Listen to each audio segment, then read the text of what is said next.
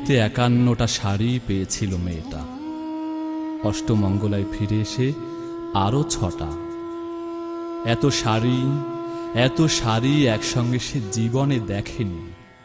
আলমারির প্রথম থাকে সে রাখল সব নীল শাড়িদের। হালকা নীল একটাকে জড়িয়ে ধরে বলল, তুই আমার আকাশ।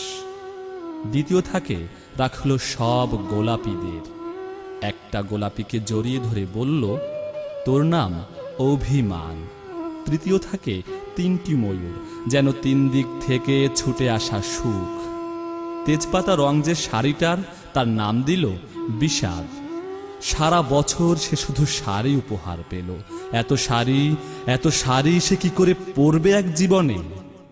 কিন্তু না, বছর যেতে না যেতেই ঘটে গেল সেই ঘটনাটা। সন্ধ্যের মুখে একদিন মেয়েটি বেরিয়েছিল স্বামীর সঙ্গে চাইনিজ খেতে। কাপড়ে মুখ বাঁধা ৩টি ছেলে এসে দাঁড়ালো। স্বামীর তলপেটে ঢুকে গেল ১২ ইঞ্চি। উপর থেকে নিচে নেমে ডান দিকে, যাকে বলে এল। পড়ে রইল খাবার। চিলি ফিশ থেকে তখনও ধোঁয়া উঠছিল। এর নাম রাজনীতি, বলেছিল পাড়ার লোকেরা। বিয়েতে ৫১টা শাড়ি পেয়েছিল মেয়েটা।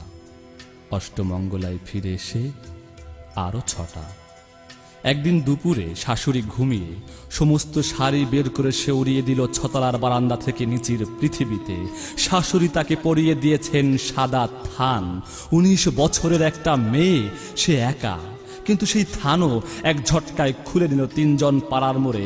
একটি সদ্য বিধবা নগ্ন মেয়ে রাস্তায় দৌড়চ্ছে আর চিৎকার করছে, বাঁচাও বাঁচাও বাঁচাও। পেছনে ৩ জন, সে কি উল্লাস! নির্বাক পাড়ার লোকেরা। বিয়েতে ৫১টা শাড়ি পেয়েছিল মেয়েটা। অষ্টমঙ্গলায় ফিরে এসে আরো ৬টা।